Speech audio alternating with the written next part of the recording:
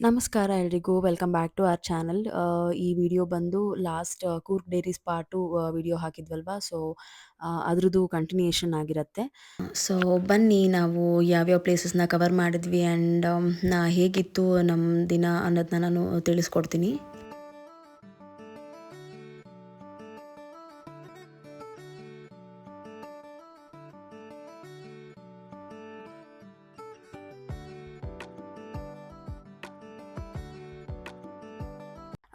Yes, ನಾವು Saturday ಹೋಗಿದಂಥ first place ಬಂದು ಶ್ರೀ ತಲಕಾವೇರಿ ದೇವಾಲಯ. ಸೊ, ಆ ಟೆಂಪಲ್‌ಗೆ ಹೋಗಿದ್ವಿ. ಸೊ, ಫಸ್ಟ್ ಹೋದ್ವಿ. ಈಗ ಫುಲ್ ಗಾಡಿಗಳು ನಿಂತಿದ್ವು. ತುಂಬಾನೇ ಏನೋ ಜನ ಇದ್ದಾರೆ ಅಂತ ಅನ್ಕೊಂಡೇ ಹೋದ್ವಿ. ಬಟ್ ಪರವಾಗಿಲ್ಲ, ನಾವು ಅನ್ಕೊಂಡಷ್ಟು ಏನೋ ಕ್ರೌಡ್ ಇರಲಿಲ್ಲ. It was okay. ಸೊ, ಅಲ್ಲಿಂದ ನಡ್ಕೊಂಡು ಕೂಡ ಹೋಗ್ಬೋದು ಅಥವಾ ನಾವು ಕಾರಲ್ಲಿ ಕೂಡ ಹೋಗ್ಬೋದು. ಕಾರ್‌ನ ಅಲ್ಲಿ ಪಾರ್ಕ್ ಮಾಡಿಬಿಟ್ಟು ಸೊ, ಒಳಗಡೆ ಹೋಗಬೇಕಾಗತ್ತೆ.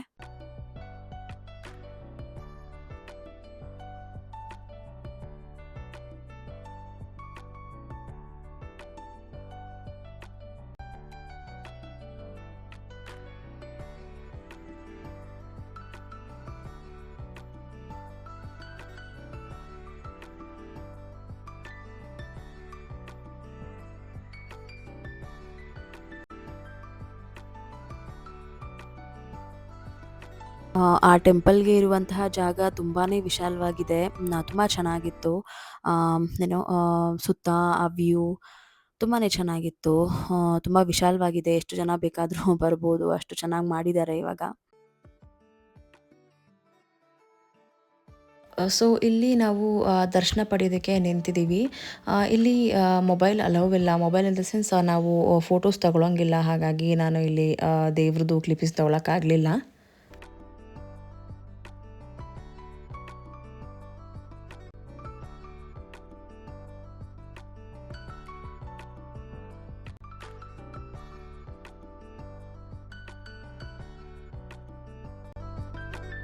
ಆ್ಯಂಡ್ ನಾನಿಲ್ಲಿ ಝೂಮ್ ಮಾಡಿ ತೋರಿಸ್ತಿದ್ದೀನಲ್ಲ, ಅದು ಬಂದು ಒಂಥರ ವಾಲ್ ಪೇಪರ್ ಥರನೇ ಕಾಣಿಸ್ತಿತ್ತು. ಸಚ್ ಅ ಏನೋ ಗುಡ್ ವ್ಯೂ ಅಂತ ಹೇಳ್ಬೋದು. ಅದು ಬೆಟ್ಟಗಳದು ಒಳ್ಳೆ ಪೇಂಟಿಂಗ್ ಥರನೇ ಕಾಣಿಸ್ತಿತ್ತು. ಚಂದ ಅನ್ನಿಸ್ತು.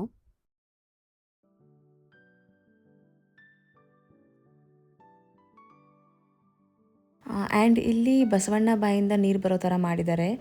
ಚೆನ್ನಾಗಿತ್ತು. ಆ್ಯಂಡ್ ಇಲ್ಲಿ ಎಲ್ಲರೂ ಕೂಡ ಕಾಯಿನ್ಸ್‌ನ ಹಾಕ್ತಿದ್ರು. ಮೇ ಬಿ ನಮಗೇನಾದರೂ ಒಳ್ಳೇದಾಗಬೇಕು ಅಂತ ಇದ್ದರೆ ಅದನ್ನು ಕೇಳಿಕೊಂಡು ಕಾಯಿನ್ಸ್‌ನ ಹಾಕಿದ್ರೆ ನೆರವೇರಬಹುದು ಅನಿಸುತ್ತೆ ಹಾಗಾಗಿ. ಸೊ, ಅದೊಂದು ನಂಬಿಕೆ. ಚೆನ್ನಾಗಿತ್ತು. ಆ್ಯಂಡ್ ಇಲ್ಲಿ ನೀರು ಕಡೆಯಿಂದನೂ ಹೋಗಿ ತಾಯಿ ದರ್ಶನ ಮಾಡ್ಬೋದು ಅಥವಾ ಅಲ್ಲಿ ಸ್ಟೇರ್ಸ್ ಕಾಣಿಸ್ತಿದೆಯಲ್ವಾ, ಅಲ್ಲಿಂದ ಕೂಡ ಬಂದು ದರ್ಶನ ಮಾಡ್ಬೋದು. ನಾವು ಆ ಕಡೆಯಿಂದನೇ ಬಂದಿದ್ದು. ಸೊ, ಸುಮಾರು ಜನ ನೀರಿಂದ ಬಂದು ದರ್ಶನ ಮಾಡ್ತಾ ಇದ್ರು. ಮೇ ಬಿ ಅದಕ್ಕೆ ಎಕ್ಸ್ಟ್ರಾ ಚಾರ್ಜ್ ಇರಬಹುದು ಅಥವಾ ಸ್ಪೆಷಲ್ ಇರ್ಬೋದು ಅದು. ನನಗೆ ಗೊತ್ತಿಲ್ಲ ನಿಜವಾಗ್ಲೂ. ಕಾವೇರಿ ತಾಯಿ ಅಲ್ಲೇ ಉಗಮ ಆಗ್ತಾರೆ ಅಂತ ಹೇಳ್ತಾರಲ್ವಾ, ಸೊ ಹಾಗಾಗಿ ಆ ನೀರನ್ನ ನಾವು ತಲೆ ಮೇಲೆ ಹಾಕ್ಕೊಂಡ್ರು ನಮಗೆ ಒಂಥರ ಓಕೆ ಬ್ಲೆಸ್ಡ್ ಅಂತ ಅನ್ಸುತ್ತೆ. ಸೊ, ದರ್ಶನ ಮಾಡಿ ಖುಷಿ ಆಯಿತು.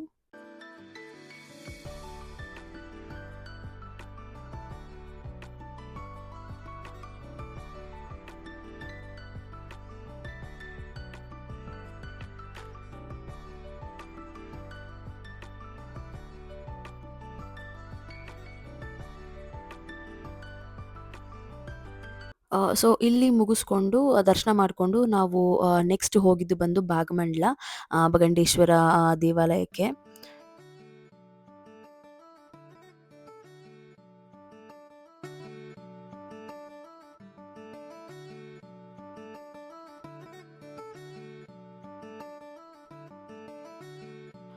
ಈ ದೇವಾಲಯ ಕೂಡ ತುಂಬ ಚೆನ್ನಾಗಿತ್ತು.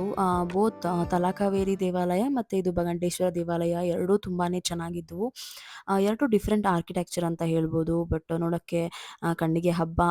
2 ದೇವಸ್ಥಾನಗಳು ತುಂಬಾನೇ ಚೆನ್ನಾಗಿದ್ದಾವೆ. ಸೊ, ಮಸ್ಟ್ ವಿಸಿಟ್ ಅಂತ ಹೇಳ್ಬೋದು.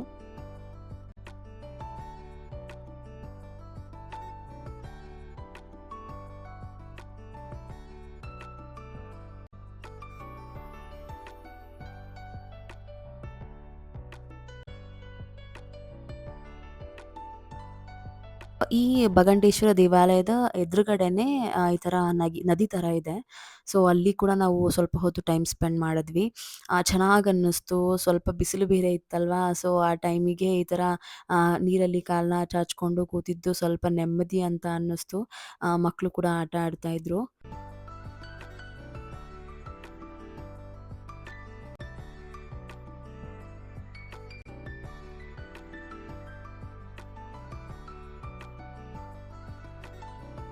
ನನ್ನ ಚಿಕ್ಕ ಮಗಳಂತೂ ನಾನು ಹೇಳಿದೆ ಅಲ್ವಾ, ಅವಳಿಗೆ ನೀರು ಅಂದರೆ ಬಹಳ ಇಷ್ಟ. ನೋಡ್ತಾ ಇದ್ದೀರಾ ಅಲ್ವಾ, ಅವಳನ್ನ ಹಿಡಿಯೋದಕ್ಕೆ ಆಗಲ್ಲ. ಏನಾದರೂ ನೀರು ಈ ಥರ ಏನೋ ನದಿ ಆ ಥರದಕ್ಕೆ ಕರ್ಕೊಂಡು ಹೋದ್ರೆ ಅವಳನ್ನ ಹಿಡಿಯೋದಕ್ಕೆ ಆಗಲ್ಲ ನಾವು.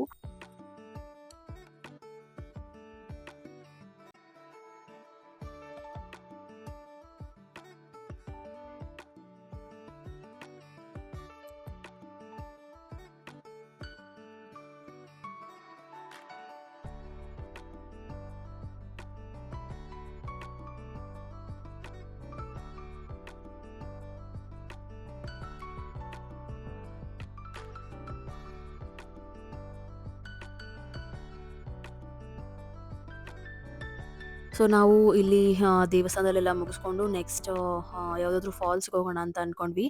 ಮೇನ್ಲಿ ಇರೋದು ಅಬ್ಬೆ ಫಾಲ್ಸ್ ಅಲ್ವಾ, ಬಟ್ ನಾವು ಅಲ್ಲಿಗೆ ಹೋಗಲಿಲ್ಲ. ನನ್ನ ಹಸ್ಬೆಂಡ್ ಇಲ್ಲಿ ಯಾವುದೋ ಒಂದು ಫಾಲ್ಸ್ ಇದೆ, ತುಂಬ ಚೆನ್ನಾಗಿದೆ ಅಂತ ಅಂತಿದ್ರು. ಸೊ ಹಾಗಾಗಿ ಸರಿ ನೋಡೋಣ ಅಂತ ಹೋದ್ವಿ. ಆ್ಯಂಡ್ ಅಲ್ಲಿ ಯಾರೂ ತುಂಬ ಜನ ಹೋಗೋದಿಲ್ಲ ಅಂತನೂ ಗೊತ್ತಾಯಿತು. ಸೊ ಹಾಗಾಗಿ ಓಕೆ, ನೋಡೋಣ ಹೇಗಿರ್ಬೋದು ಅಂತ ಅಂದ್ಬಿಟ್ಟು ಹೋದ್ವಿ. ಹೋಗ್ಬೇಕಾದ್ರೆ ದ ವೇ ವಾಸ್ ವೆರಿ ಏನೋ ಬ್ಯೂಟಿಫುಲ್ ಅಂತ ಹೇಳ್ಬೋದು. ನೀವೇ ನೋಡ್ತಾ ಇದ್ದೀರಲ್ಲ, ತುಂಬ ಚೆನ್ನಾಗಿ ಅನ್ನಿಸ್ತು. ತುಂಬ ಪುಟ್ಟದಾಗಿತ್ತು ದಾರಿ. ಬಟ್ ಅಕ್ಕಪಕ್ಕ ಮರ ಗಿಡಗಳು ಅದು ನೋಡ್ತಾ ಇದ್ರೆ ಅದೊಂಥರ ಸ್ವರ್ಗ ಥರನೇ ಫೀಲ್ ಆಗ್ತಿತ್ತು ನನಗೆ. ಇನ್ನು ಆ ಮಧ್ಯದಲ್ಲಿ ಆ ಫಾಲ್ಸ್ ಇನ್ನು ಹೇಗಿರ್ಬೋದು ಅಂತ ಇಮ್ಯಾಜಿನ್ ಮಾಡ್ತಿದ್ದೆ. ಸೊ ನಾನು ಅನ್ಕೊಂಡಿದ್ದ ತಕ್ಕನಂಗೆ ಆ್ಯಕ್ಚುಲಿ ಫಾಲ್ಸ್ ಇತ್ತು. ತುಂಬ ಚೆನ್ನಾಗಿತ್ತು.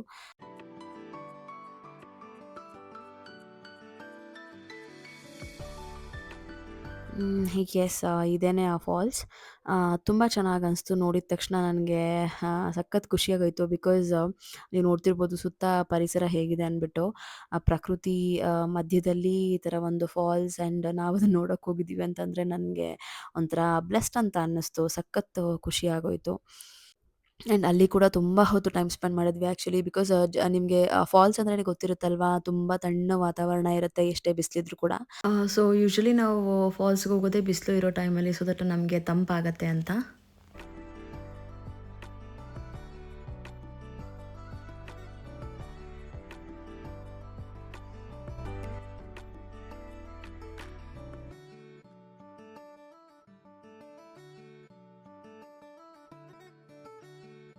ತುಂಬ ಹೊತ್ತು ಅಲ್ಲಿ ಟೈಮ್ ಸ್ಪೆಂಡ್ ಮಾಡಿದ್ವಿ. ಚೆನ್ನಾಗಿ ಅನ್ನಿಸ್ತು. ಆ್ಯಂಡ್ ಅದಾದಮೇಲೆ ಸೊ ನಾವು ನೆಕ್ಸ್ಟ್ ಹೊರಟ್ವಿ ಅಲ್ಲಿಂದ. ಆನ್ ದ ವೇ ಕಾಫಿ ಕುಡಿಯೋಣ ಅಂತ ಅಂದ್ಬಿಟ್ಟು ಸ್ಟಾಪ್ ಮಾಡಿದ್ವಿ. ಆ ಕೆಫೆ ಪಕ್ಕದಲ್ಲಿ ಒಂದು ಶಾಪ್ ಕೂಡ ಇತ್ತು. ಅಲ್ಲಿ ಸ್ಪೈಸಸ್, ಚಾಕ್ಲೇಟ್ಸ್ ಮತ್ತು ಹೋಮ್ ಮೇಡ್ ವೈನ್ ಎಲ್ಲ ಇದ್ದವು. ಸೊ ಜಸ್ಟ್ ಒಂದು ವೀಡಿಯೋ ತೊಗೊಳ್ಳೋಣ ಅಂತ ಅಂದ್ಬಿಟ್ಟು ಒಂದು ಕ್ಲಿಪ್ಪಿಗೆ ತೊಗೊಂಡಿದ್ದೀನಿ ಅಷ್ಟೇ. ನಾವು ಕೂಡ ಸ್ವಲ್ಪ ಚಾಕ್ಲೇಟ್ಸ್‌ನ ತೊಗೊಂಡ್ವಿ.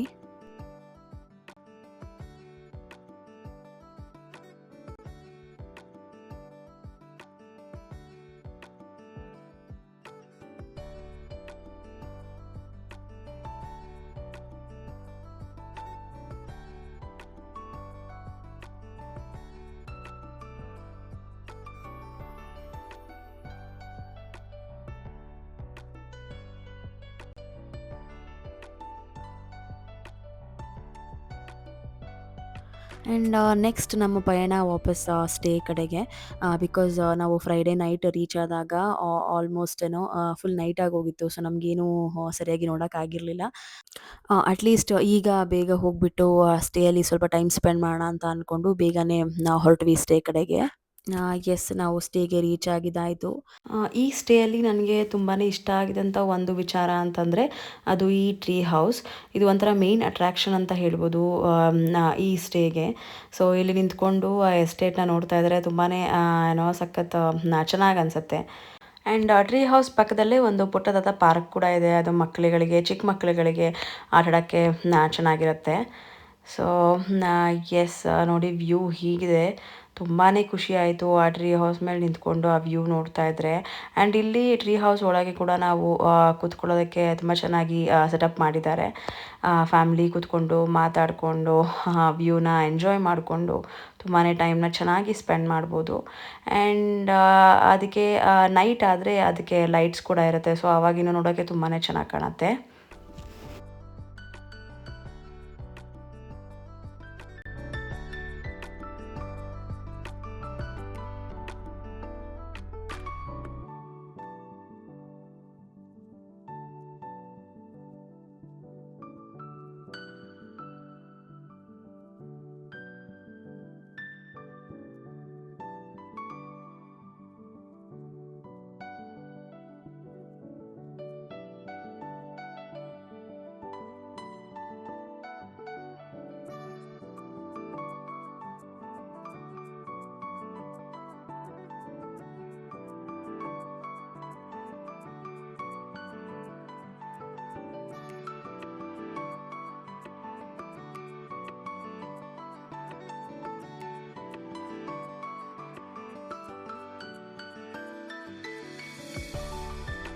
ಆ್ಯಂಡ್ ನೀವಿಲ್ಲಿ ನೋಡ್ಬೋದು, ನಾನು ನಮ್ಮ ಅಪ್ಪ ಅಮ್ಮ ನನ್ನ ಮಕ್ಕಳು ವಿಯೋಲೆ ಮೇಲೆ ಕೂತ್ಕೊಂಡು ಆ ಎಸ್ಟೇಟ್ ವ್ಯೂನ ಎಂಜಾಯ್ ಮಾಡ್ತಾಯಿದ್ವಿ.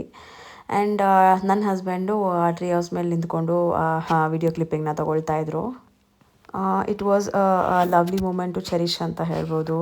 Lovely memory. ನನಗಂತೂ ಬಹಳ ಖುಷಿ ಆಯಿತು ಆ ಥರ ಒಂದು ಟೈಮ್ ಸ್ಪೆಂಡ್ ಮಾಡೋದು. ಬಿಕಾಸ್ ನಮ್ಗೆ ಯಾವಾಗಲೂ ಆ ಥರ ಸಿಗೋದಿಲ್ಲ ಈ ನಮ್ಮ ಬ್ಯುಸಿ ಲೈಫಲ್ಲಿ. ಬಟ್ ಸಿಕ್ಕಿದಾಗ ನಾವು ಅದನ್ನು ಯುಟಿಲೈಸ್ ಮಾಡ್ಕೋಬೇಕು.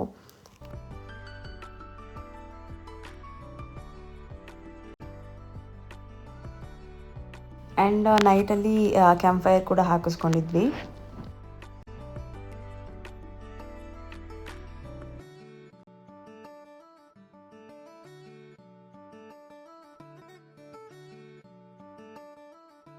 ಆ್ಯಂಡ್ ಇಲ್ಲೂ ಕೂಡ ತುಂಬ ಹೊತ್ತು ಮಾತಾಡಿಕೊಂಡು ಟೈಮ್ ಸ್ಪೆಂಡ್ ಮಾಡಿದ್ವಿ. It was a good time. ಚೆನ್ನಾಗಿ ಅನ್ನಿಸ್ತು. And may be in future ನನ್ನ ಮಕ್ಕಳು ದೊಡ್ಡವರಾದಮೇಲೆ ಇದನ್ನು ನೋಡಿದಾಗ ಅವ್ರಿಗೂ ಖುಷಿ ಆಗ್ಬೋದು, ನಾವು ಎಷ್ಟು ಪುಟ್ಟದಾಗಿದ್ವಿ ಅಲ್ವಾ ಆವಾಗ ಅಂತ. ಆ್ಯಂಡ್ ಎಸ್, ನೈಟಲ್ಲಿ ಲೈಟಿಂಗ್ಸ್ ಹಾಕಿರ್ತಾರೆ ಟ್ರೀ ಹೌಸ್ಗೆ. ಸೊ ಹೀಗೆ ಕಾಣ್ತಾ ಇರುತ್ತೆ.